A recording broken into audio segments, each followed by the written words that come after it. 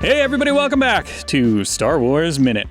It's the daily podcast where we analyze, scrutinize, and celebrate the Star Wars movies 1 minute at a time. I'm Pete the Retailer from PeteTheRetailer.com. I'm Alex Robinson from AlexRobinson.fun. I'm Matt Belknap from NeverNotFunny.com. I'm Garon Cockrell from the internet at My Name is Garon pretty much everywhere. That's right. Thanks for coming back, you guys. We are happy to have you. I know we're closing in on the end of the movie, but green room conversation. I think there's some good stuff in here. We're gonna start with minute 136. We got 136 starts with Rey arriving at a pile of rocks, and it ends with Kylo Ren saying the resistance is blank. What do you got? What's Are we playing match game? Yep. Whoopee. With Kylo Ren. The resistance is whoopee, says Alex. Yes, the Rey arriving at the rocks, and this, I love this kind of this. You know, a lot of the movie has been both positively and negatively cited as being kind of a depending on your point of view, a rehash or a tribute to earlier Star Wars. And like, it's nice to have a callback to this classic Force training technique of lifting rocks, which is not only a callback to earlier in this film, but also a callback to Empire Strikes Back and all that stuff. The classic, lifting rocks. Yeah. It was even in Yoda, the Weird Al song. Yeah, I did not remember that. Good call. Is that canon? Is Yoda by Weird Al canon in the Star Wars universe now? Certainly headcanon in my case. Although I don't, I've said this before. Maybe I'm wrong. I don't love The Saga Begins. I don't love his Phantom Menace song. I like the Phantom Menace more than I like his song about it. And I'm a big Weird Al fan. Yeah. But something about that song, it just doesn't click with me. It was a bold move to write, record, and even I think release that song before the actual movie had been released, and he had not seen it. So he was basically writing about what he expected the movie to be, which he didn't really miss, but I think it would have been a different song had he. I know why he did what he did, and it made sense. But if he had absorbed the film and then sort of the cultural reaction to it, I think he probably would have written a different song. Possibly. Yeah. There might have been some snark in there. Yeah, it might not have been to the better. I mean, you might have been actually even less of a fan. There might not have been a song. Yeah, that's true. You might have just bagged it. He was like, you know what? I'm just going to write a song about Fast and Furious. Yeah. How about that Matrix? You guys see that Matrix movie? Then he starts writing it. Oh, yeah. Actually, Fast and Furious wasn't out yet. So it would have to be. It feels like they've been coming out for forever. I know, but I think the first one was 2001. So this would have been. Right. Family is forever. Mm-hmm. Right. Oh, there you go. Yeah. We've always been. It's like the end of The Shining. Anyway, the Luke is here. Rey does the rocks. She arrives at the rocks. She's like, rocks. Rey rocks. Rey rocks. Are you ready to rock? And then we get Luke. Luke's doppelganger apparition is here, and we notice. Wait, what do you mean? Huh? Yeah. Luke What do you mean? Skywalker. No, the actual. What do you mean? Yeah, the Luke Luke Skywalker we know he's gotten a beard trim, a haircut, and he's showed up on the planet Crate. He stopped at Supercuts on his way back, and I wonder. I know this is getting kind of ahead of ourselves here, but I wonder what people like. What if you ask Finn what happened at the Battle of Crate? Would he be like, "Oh, there was a thing," and then suddenly Luke Skywalker showed up and we escaped? And then would he think? Does everyone think that was really Luke, all the rebels and stuff? Huh. Yeah, it's true. I mean, like, except for Princess Leia, obviously. She Rey and Leia, they know Rey, because they can sense him. Yeah. So they react later in another minute that we aren't talking about right now, but might later. They react in a way that you understand. They know where he is. All the characters who went to the rocks, presumably think Luke is really there, and unless they're told otherwise. Well, and isn't that Luke died at the Battle of Crate? Anyway, we should save this for later on in the week. Yeah, I mean, you can talk about that at the very end because I think that ties into what we see in like the last shot of the movie. Right. But yeah, as far as they know, Luke's here. Hey, everybody, Luke's here to distract everybody. Yeah.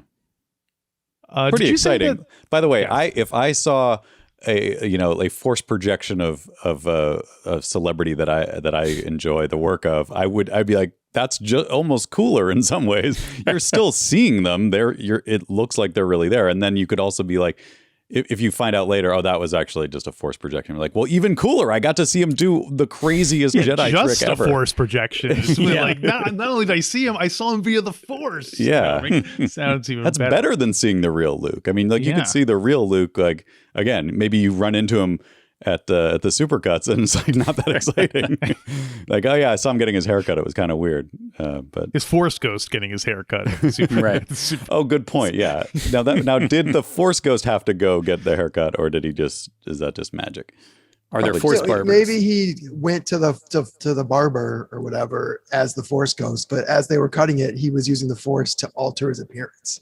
Yeah. So he was just really going into the whole, methodology of just in case anybody asks. That's why he expended so much energy. He's a method Jedi. He can't just like appear as a different version of himself. I will say, like, it's not just the hair. It's like he definitely like de-aged himself. Like he must have seen that Pee Wee Herman movie that they made a couple of years ago, or like any of those Marvel movies where they're like, hey, it turns out if you are digitally recreating yourself, you could be any age you want. So I'm going to go with like maybe 46-year-old Luke.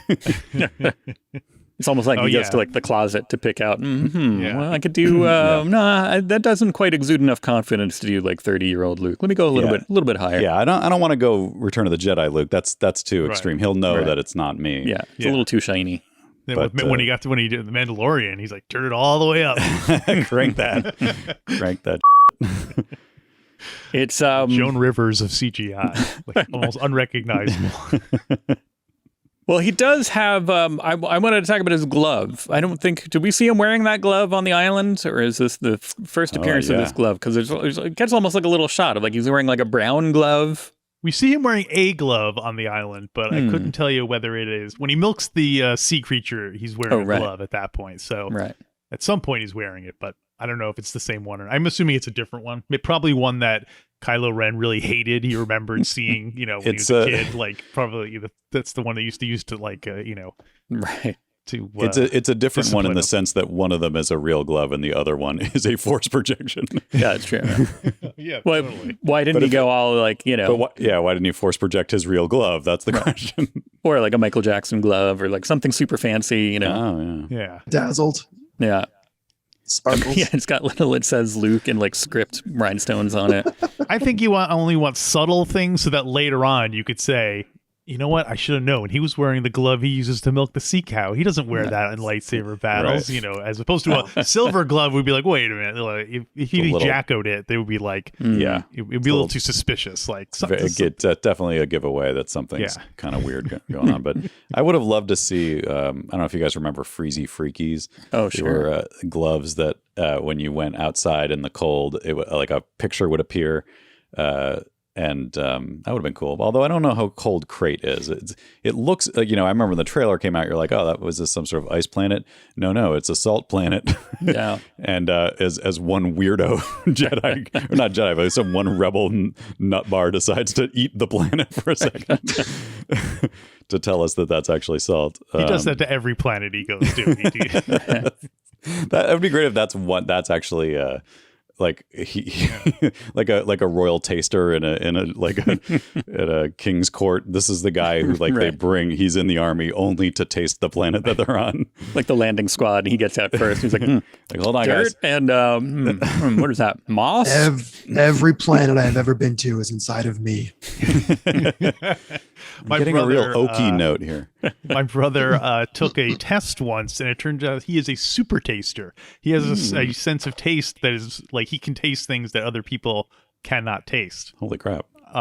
That's cool. And so, I guess that's what this guy is. And he's always like, he wants to show, I'm a super taster, by the way. Oh, did you guys not know I'm a super taster? Oh, you probably didn't know that, right. He's probably going around tasting stuff all the time. Yeah. So apparently it's a pretty simple test. You put a piece of paper on your tongue and it tells you right there. So, okay. Ask your local doctor about how you can get tested for hyper taste sensitivity. I gotta find a super taste doctor. You can't go to Real, regular like, spicy. Doesn't do ENT anything. doctors then. Yeah, you got to go to special super. Yeah. It Sometimes just says the people think strength they of don't- your character will bring serenity. That's what mine said. Oh wow, there I you go. tried Oh, to. there you go. So I guess. Garen, that's just a fortune cookie. Oh shoot. It's all right. I already swore. So Pete, did you say that in nowadays when they film lightsabers on the set of Star Wars, they actually are blades with color? Like they're actually like the kind that you see at conventions and stuff. Like it used to be they were holding like a silver thing that they Stick, would yeah. paint it. Yeah, I later. think they've slowly evolved. Well, the very first time they had them, they had to plug into the wall.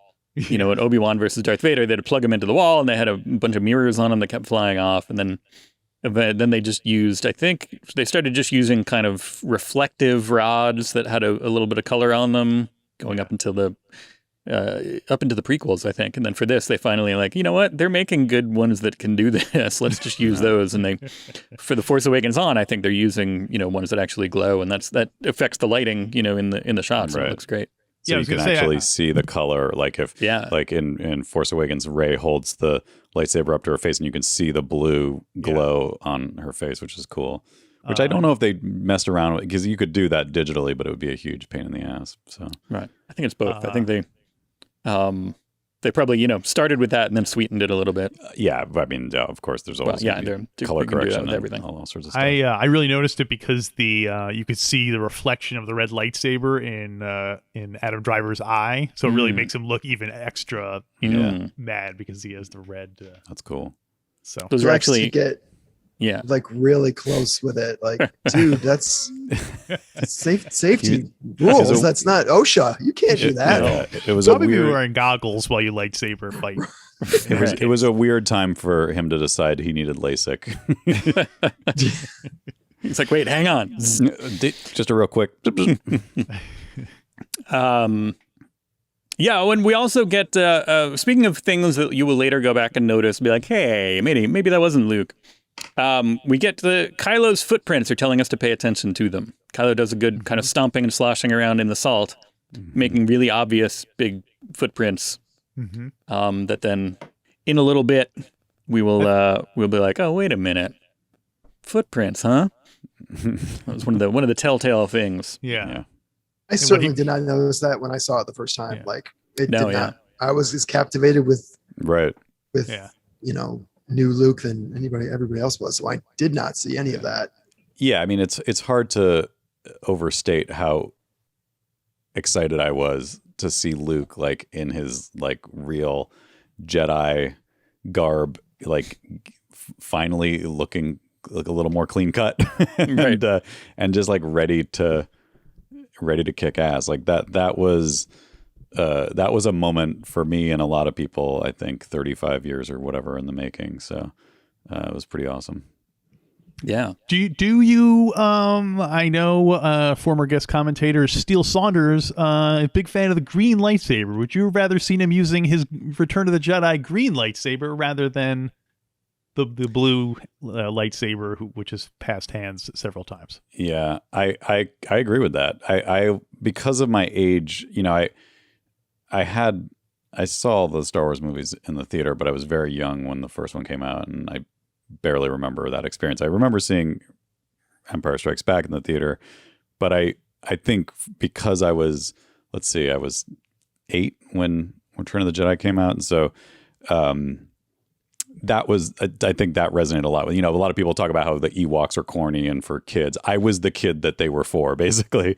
I loved the Ewoks and so like I think I remember the Luke Skywalker Jedi Luke Skywalker action figure as being like, that to me was the coolest one, and obviously that comes with the green lightsaber. It also, it feels not originally. That was really? It was the curse of me being a whiny only child that got everything that he wanted, even though we weren't rich, we didn't have money, but I was always like spoiled in the toy department, literally in the toy department. I got the Jedi Luke figure before the movie came out as part of that first batch, and they were trying to keep that surprise going, so he came with a blue lightsaber.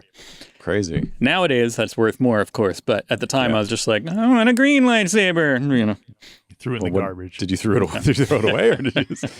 broken. Here's the one thing, maybe Pete, maybe you can tell me something about this because I don't really know anything about it other than my own experience. But my Jedi Luke Skywalker figure smelled like strawberry shortcake for some reason, and that actually made me love it even more. But it had a very strong, distinctive strawberry scent to it, and I always thought it must have had something to do with a mix-up at the Hasbro factory or whatever, or Kenner, I guess Kenner at that time.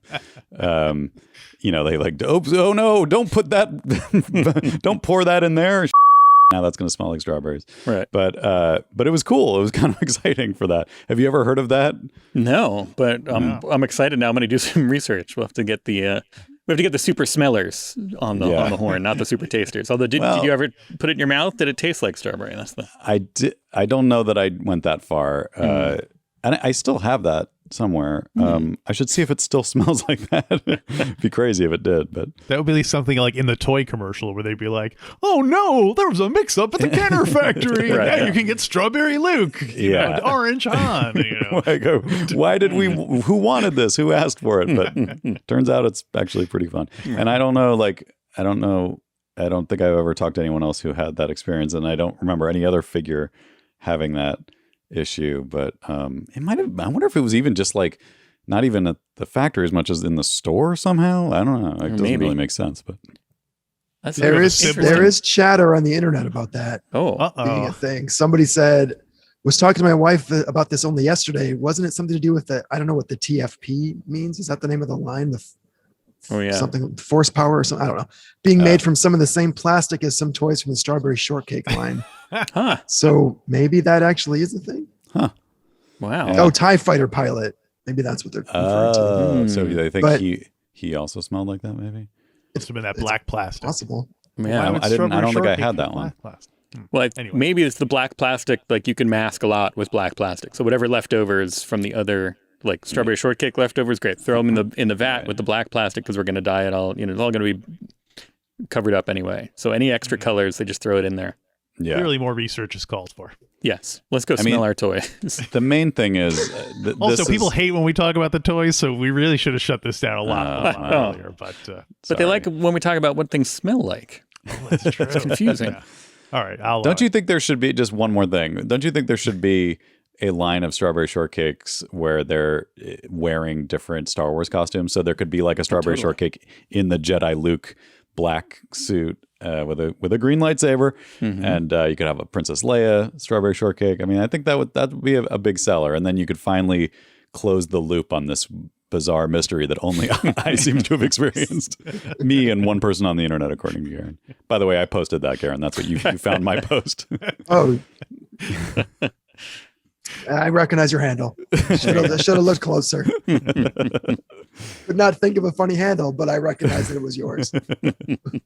So this is where Luke also does the Matrix thing, right? Where he totally leans backward. I think that was definitely. I feel like as it goes on, more and more like the things get crazier and crazier. That you're like, wait a minute, what?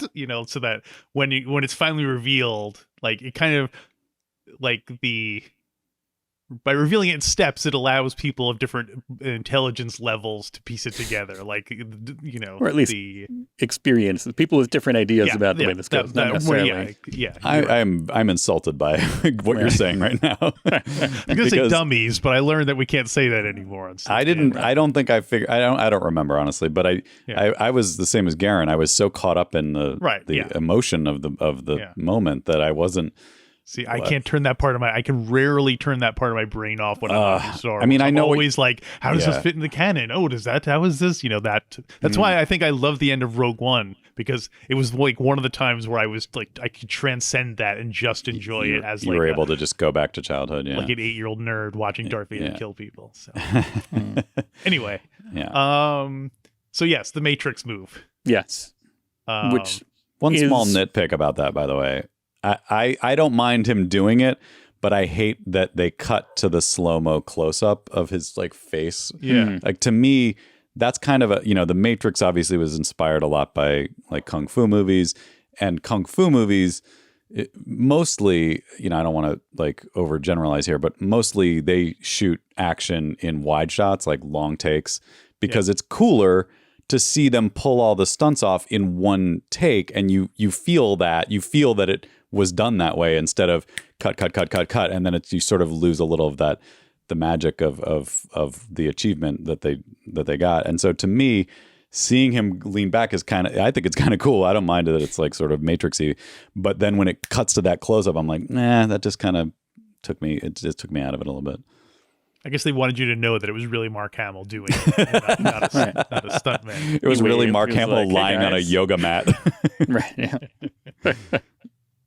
I don't mind, and this is, the stupid games that, go on in our heads. I don't mind it because it is a projection. Again, spoiler alert. Right. But I'm like, oh, well, he's just, he could have had it go like and like bend his body around it. Like, okay, whatever he did, that's fine because it's not a real thing. Right. Yeah. Yeah, I had no problem with it on that basis. That right. This is one of the, I'm going to say 7 million times where I feel like Rian Johnson is like daring you to take issue with his choices.